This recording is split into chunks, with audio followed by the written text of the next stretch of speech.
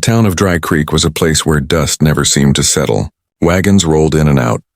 Saloons roared with laughter and gunfire, and the air carried the mingled scent of sweat, whiskey, and fear. But tonight the streets were quieter, and all eyes turned toward the old barn on the edge of town, where the sheriff and his deputies had set up a crude auction block. They said the man up for sale was no ordinary outlaw, chained, bruised, but unbroken. He stood taller than any man there. His presence alone carried weight, a raw and dangerous energy that made onlookers whisper. Some called him a savage, others swore he was a fallen rancher betrayed by his own kin. But in the end, no one cared about the truth. He was property now, sold to the highest bidder.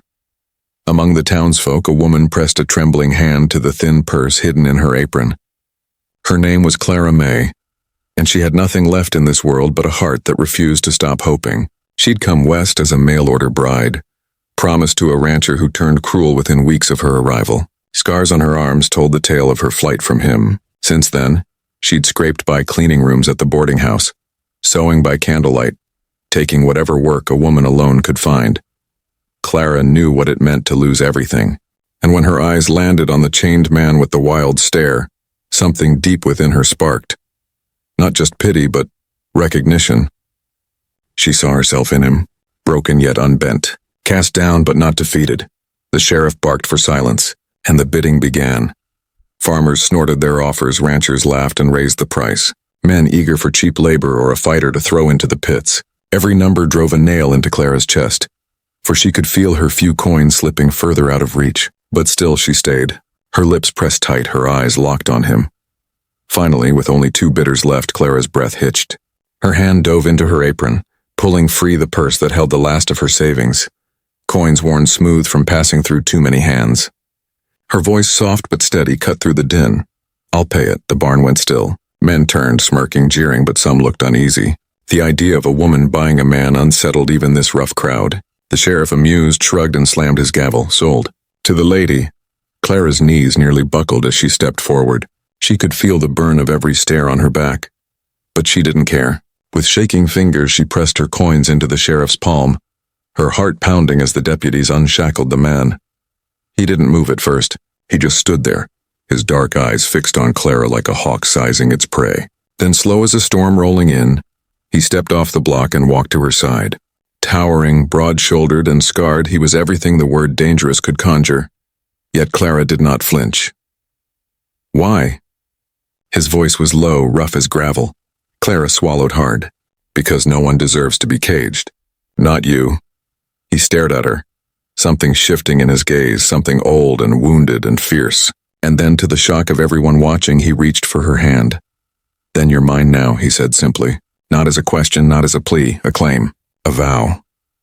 Clara felt heat rush through her, fear and something deeper tangled together. The crowd muttered, some laughing, some spitting, but none dared step closer. For though he had been chained minutes before, the man now radiated such raw dominance that even free men stepped back. As they walked out of the barn together, the night air cold and sharp around them, Clara realized the weight of what she had done. She had bought him, yes, but in truth he had claimed her. And whether that meant salvation or ruin, only time would tell. The road ahead promised hardship, danger, and choices that could not be undone. But for the first time in years, Clara's heart dared to beat with something like hope. The barn faded behind them, its laughter and muttering swallowed by the wide dark of the prairie night. Clara walked beside the man she had just purchased, though in truth she felt as though she were the one being led. His hand still held hers, not tightly, but firmly enough that she knew he would not let her go until he chose to. She dared a glance up at him as the moonlight broke through a bank of clouds. His face was carved in hard lines, cheekbones shadowed, his jaw set like granite. Dirt and dried blood marked his skin. And yet there was a raw beauty to him, a kind of unpolished strength that drew the eye as surely as fire drew moths. But what unsettled her most were his eyes. They were not the eyes of a beaten man. No, they burned, restless and alive, as if chains had never touched his spirit. They reached the livery stable where Clara's old mule cart waited. She had borrowed it from a friend in town, promising to return it by morning. She climbed up onto the wooden bench, but before she could take the reins, he placed a heavy hand over hers. "I'll drive," he said. There was no argument in his tone, only certainty. Clara's lips parted to object, but she stopped herself. Instead, she nodded and slid over. her heart pounding at how natural it felt to obey. They rode in silence for a long while, the cart creaking over ruts in the road. The land stretched endless around them, dry plains rolling out toward distant hills, a coyote's cry cutting through the quiet now and again.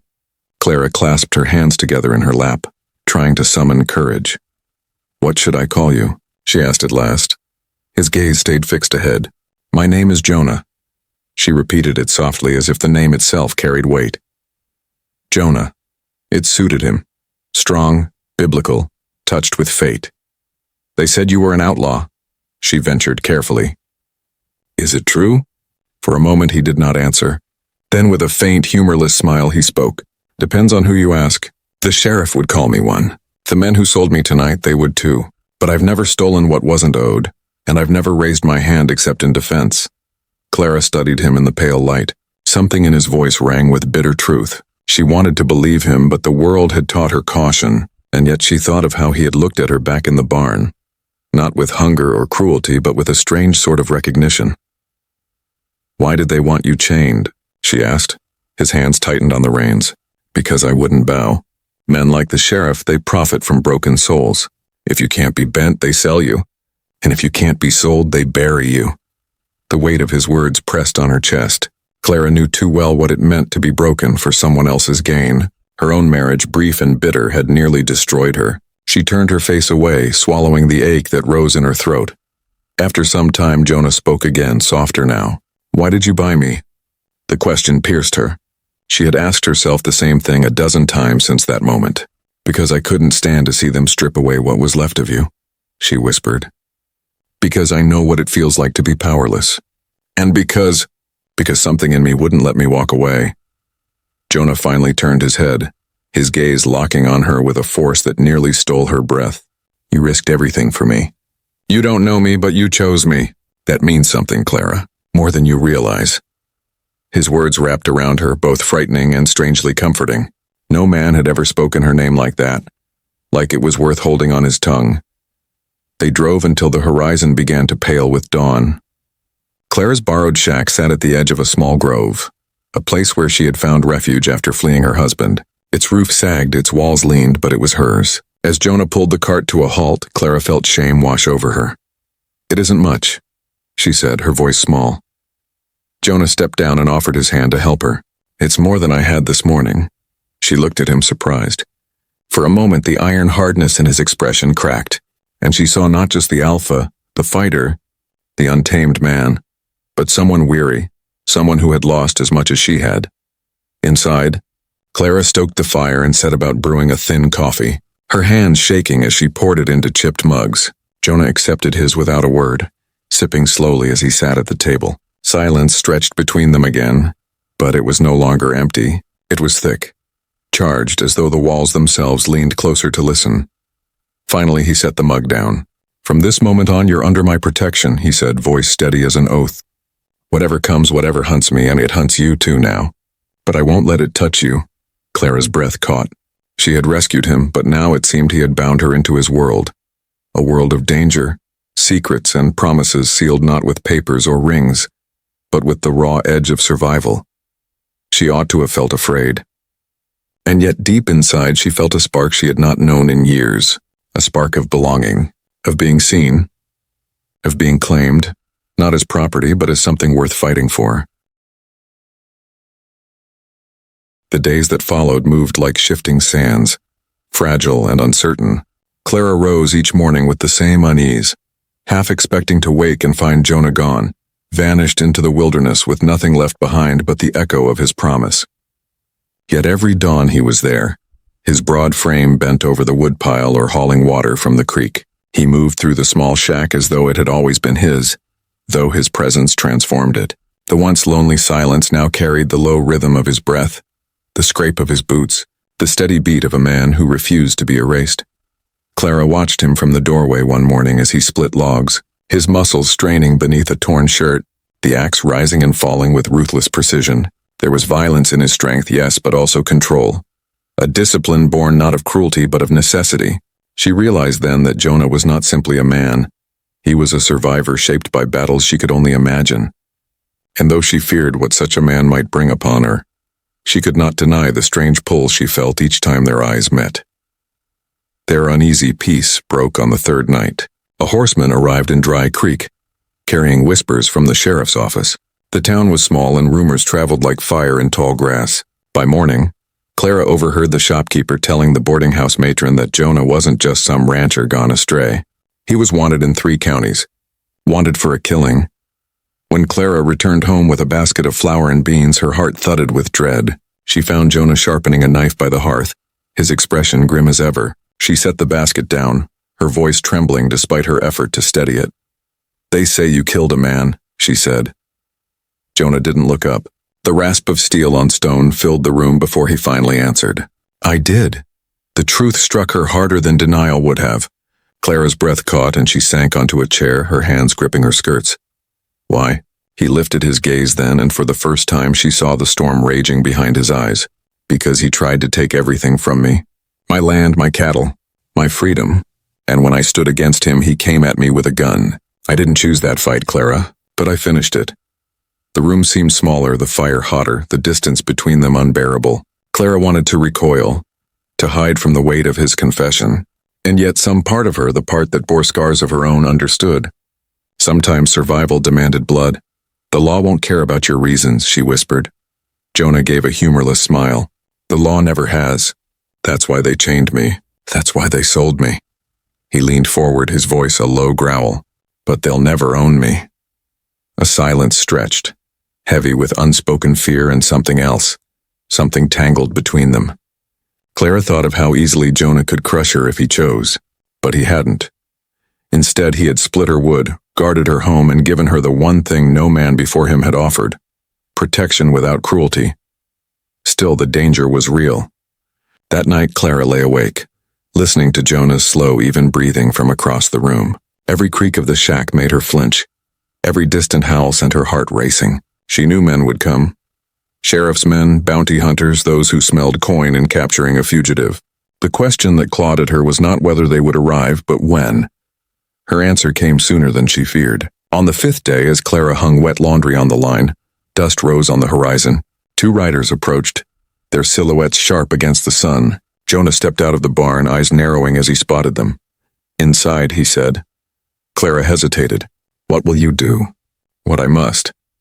His voice was calm, but she could feel the tension coil in him like a predator ready to strike. She ducked into the shack, peering through the window as the riders drew close. Both carried rifles slung across their saddles, and their smirks told her they knew exactly who waited here. "Morning, Jonah," one called, dismounting. "The sheriff sends his regards. Says you've been hiding out in places you don't belong." Jonah's stance was steady, his hand resting loosely near his belt. "I don't take kindly to trespassers," he said. The second rider laughed. "We're not trespassing. We're collecting." His gaze slid toward the shack, toward Clara's window. "And looks like you found yourself a pretty distraction. Shame if she got caught in the crossfire." Clara's heart hammered, fear surging like a tide. But in the same breath, she saw Jonah's body tighten, saw the spark of fury ignite in his eyes. In that moment, she understood something she hadn't before. Jonah wasn't just dangerous. He was willing to unleash that danger to shield her. The men reached for their rifles, and everything that followed blurred in a rush of sound and movement. Jonah's gun cleared leather faster than her eyes could follow, a crack splitting the air. One rider toppled, his rifle clattering against the dirt. The other dove for cover, but Jonah was already advancing, each step measured, relentless, as though no force on earth could halt him. Clara pressed her hand to her mouth, torn between terror and awe. She had known the man she freed carried violence in his blood, but now she saw it, controlled, fierce, wielded like a blade honed by years of survival. When the dust settled, one man lay still and the other was bound to his horse, sent back toward town with a warning carved into every line of Jonah's face. As he returned to the shack, his gun still warm in his hand, Clara met his eyes. The silence between them burned hotter than any fire. "You see now," Jonah said softly, not as a boast but as a confession. "I can't escape what I am. If you stay with me, Clara, this is the life you'll share. Blood, danger, and running from men who will never stop." Clara's hands trembled, but her voice when it came was steady. "Then I'll run with you." Jonah's jaw tightened, his gaze searching hers as if testing the truth of her words. Then at last he gave a single solemn nod.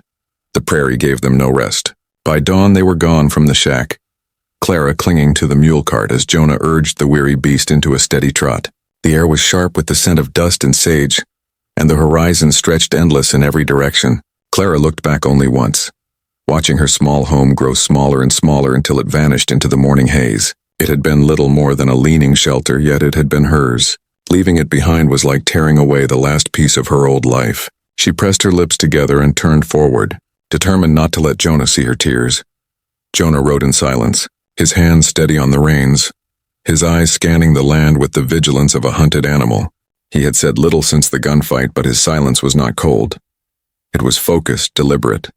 Clara sensed that his mind never slept, that every sound of wind through the grass or bird overhead was measured for threat. Hours passed, the land shifting beneath them from rolling prairie to rocky outcrops where the earth rose in jagged ridges. Here the cart slowed, the mule straining, and Jonah finally brought them to a halt near a creek that cut through the rocks. Clara climbed down, stretching her stiff legs, and watched him lead the mule to water.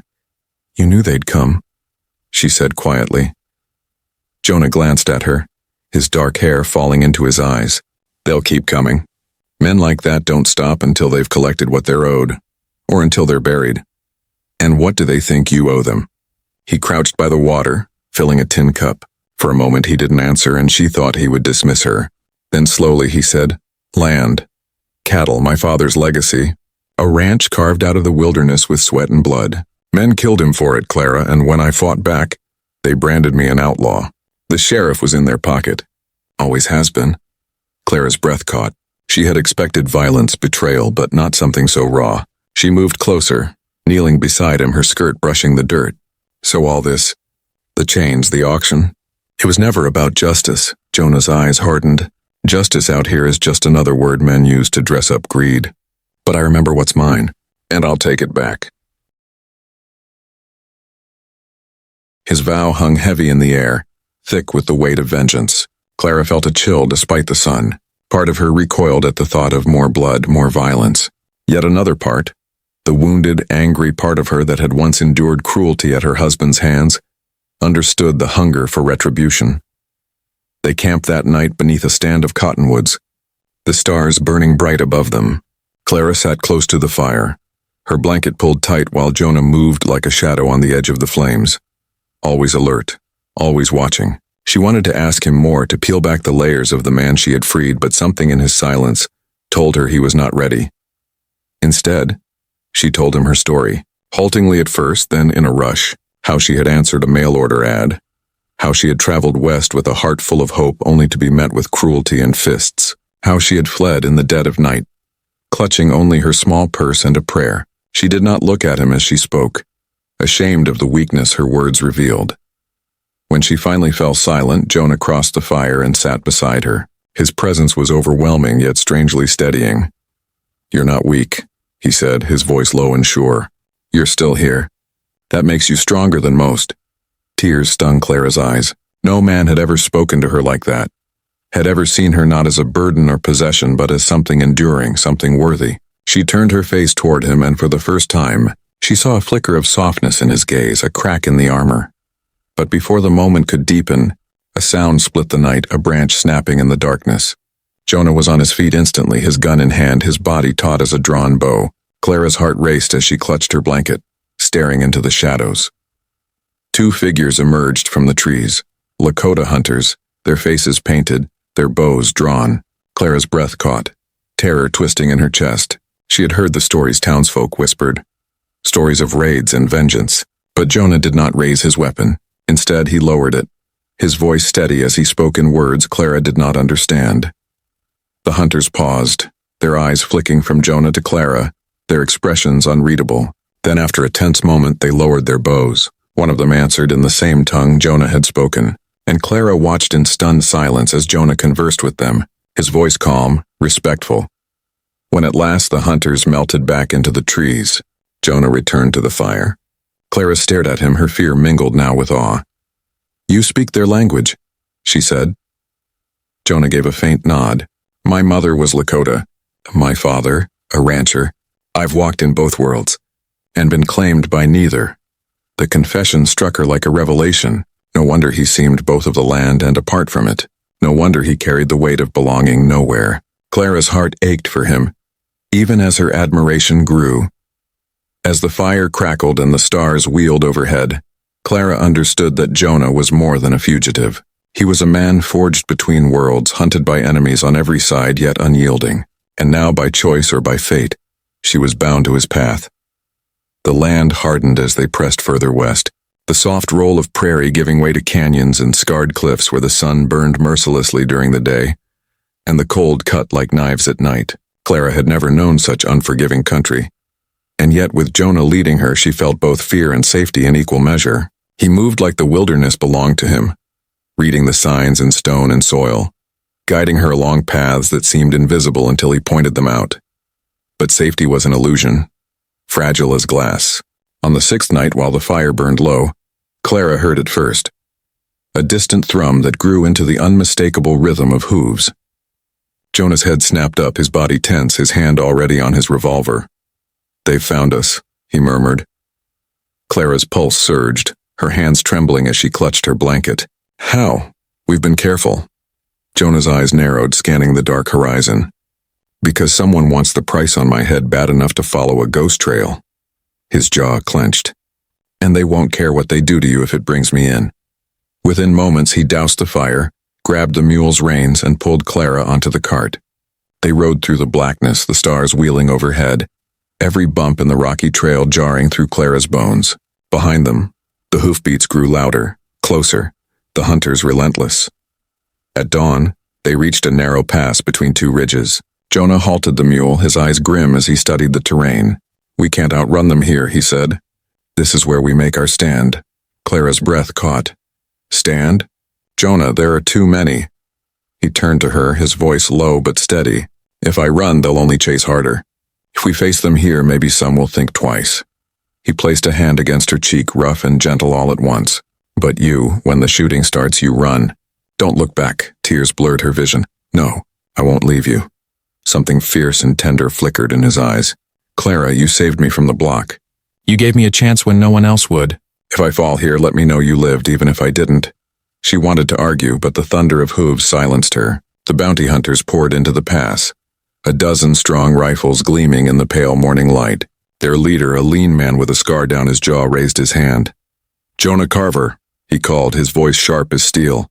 "The sheriff's offering $200 for your body. Double if you're breathing. Now hand yourself over before this lady pays the price of your stubbornness." Clara's stomach knotted at the hungry eyes that swept over her. She felt the weight of every choice pressing on her chest. Jonah stepped forward, revolver loose at his side, his voice a growl. "You'll get neither. I'll put you in the ground before I let you touch her." The standoff cracked like lightning, the hunters raising rifles, Jonah firing first. The canyon exploded in gunfire, echoes slamming against the stone walls. Clara crouched behind the cart, her heart hammering, each shot tearing through the air like a scream. Dust rose. Men shouted. Horses reared. Jonah moved like a storm, every bullet finding its mark, his body an unyielding wall between her and the chaos. Yet for every man that fell, another pressed forward, their numbers a tide threatening to drown them. Then Clara saw it. One of the hunters circling behind, his rifle trained not on Jonah but on her. Terror surged through her, but so did something else, a wild, desperate courage. Before she could think, she seized the old pistol Jonah had left near the cart. Her hands shook as she aimed, the weight of the weapon almost too much, but she pulled the trigger. The shot cracked. The man dropped, and Clara gasped at what she had done. Her body trembled, her ears rang, but in Jonah's brief glance, pride burning through the smoke, she found strength. The fight dragged on, brutal and unrelenting, until at last the scarred leader gave a sharp whistle. The remaining hunters pulled back, dragging their wounded, their curses echoing as they fled the pass. Silence fell, broken only by Clara's ragged breaths and the steady drip of blood from Jonah's arm. She rushed to him, horror striking as she saw the crimson soaking through his sleeve. "You're hurt," she whispered, her hands frantic as she tried to press against the wound. "Just a graze," he said through gritted teeth, though his face was pale. "I've had worse." Clara's tears spilled as she bound his arm with strips torn from her skirt. "You nearly died," she said, her voice shaking. "You would have left me alone again in this world." Jonah caught her wrist, his grip weak but steady. "No, Clara. If I fall, it won't be leaving you alone. It'll be trusting you to carry on. But I'm not done yet. Not while I've got something worth fighting for." Her heart clenched at his words, at the raw honesty she heard beneath them. The man she had freed was no longer just a fugitive, no longer just an outlaw. He was her protector, her partner, her anchor in a world that sought to break them both. As the sun climbed higher, Clara realized something she had not dared name before. Her loyalty to Jonah was not born of desperation. It was born of love. Fierce, terrifying, undeniable love. The wound in Jonah's arm slowed them, but it did not stop him. Clara tried to insist they hide, that they find some quiet corner of the wilderness where the sheriff's men and bounty hunters would forget their names. But Jonah's resolve was unbreakable. Each day, as they drew closer to the land that had once been his, she felt the steel of his purpose grow sharper. Vengeance and justice were no longer separate things in him. They had become one. The path took them westward until the earth itself seemed to remember his name. They passed fence lines in disrepair, a well he had once dug with his father, and finally cresting a ridge, Clara saw the ranch sprawled across the valley below. It had once been a proud homestead, but now the fences sagged, the barns leaned, and strange cattle grazed where Jonah's should have roamed. Smoke curled from the chimney of the big house, but the place bore the heavy air of theft, a kingdom stolen and left to rot. Jonah reined in the mule, his gaze fixed, his jaw carved from stone. Clara touched his good arm gently. "It's still yours," she whispered. "They just don't know it yet." He looked at her then, and for the first time since she'd known him, she saw the shadow of doubt flicker across his face. "I can take the land back, Clara." "But if I fall, what then?" Her heart twisted at his words. She reached up, pressing her hand to his cheek. "Then you'll fall knowing you fought for what was rightfully yours." "But Jonah, if you win, you'll need more than land. You'll need someone to build a life on it with you. Let me be that." His eyes searched hers, and for a moment the walls he carried crumbled. He leaned down, pressing his forehead to hers, his voice barely more than a growl. "Then you're mine. Not because I claimed you that night, but because you chose me now." Their moment shattered as gunfire cracked from the ranch below. Bullets tore the air, forcing them to duck behind the cart. Shouts rose, riders spilling from the homestead like hornets disturbed from a nest. The sheriff himself was there, his star glinting in the sunlight, his voice booming as he ordered his men forward. "Jonah Carver," he roared, "you're a dead man walking. Come down and face your reckoning." Jonah's laugh was low, grim, defiant. "Reckoning's coming all right, but it's not mine." He pressed a revolver into Clara's trembling hands. "Stay behind the cart. If anyone comes near you, you shoot. No hesitation." She nodded, though fear churned in her belly like a storm. As Jonah stepped out, gun blazing, the world collapsed into chaos. Smoke, dust, and fire filled the valley, each shot echoing like thunder against the hills. Jonah moved with the same ruthless grace she had seen before, but this time it was more than survival. This was reclamation. Every bullet he fired was a piece of his soul demanding justice. Clara watched in terror and awe. The man she had freed now revealed in full, not just a fugitive, not just an outlaw, but a leader, a force of nature. The sheriff's men faltered beneath his fury, their confidence breaking. One by one they fell until only the sheriff remained. Crouched on the porch of the house he had stolen, his revolver shaking in his hand, Jonah advanced, blood streaking his shirt, his boots heavy on the wooden steps. "You chained me, you sold me, you called me an outlaw," he said, each word a hammer blow. "But this land was mine before you breathed your first lie, and it'll be mine long after your bones are dust." The sheriff fired, but his hand shook, and the bullet went wide. Jonah's return shot struck true. The man staggered, dropped his gun, and collapsed, the badge falling from his chest into the dirt. Silence spread, broken only by Clara's ragged breathing. The homestead stood quiet, the valley still, as if the earth itself paused to acknowledge what had been reclaimed. Jonah turned back to her, his body weary, his arm still bleeding, but his eyes burning with something fierce and unyielding. Clara ran to him, throwing her arms around his broad frame. For the first time since she had spent her last coins to save him, she allowed herself to sob, not in fear but in relief. He held her tightly, burying his face in her hair, and for a long moment they simply clung to each other, two souls bound by survival and love. "It's over," she whispered, though even as she said it she knew it was not fully true. The West was harsh, and there would always be men eager to steal, to kill, to break what others built. But for now they had won, and more than land, they had found each other. Jonah pulled back just enough to meet her gaze. "No, Clara," he said softly, almost reverently. "It's not over. It's just beginning." She smiled through her tears, her heart swelling with a hope she had thought long dead. Together they turned toward the valley below, not as fugitive and rescuer, not as outlaw and widow, but as man and woman, ready to build something fierce and lasting in a land that had tried to take everything from them.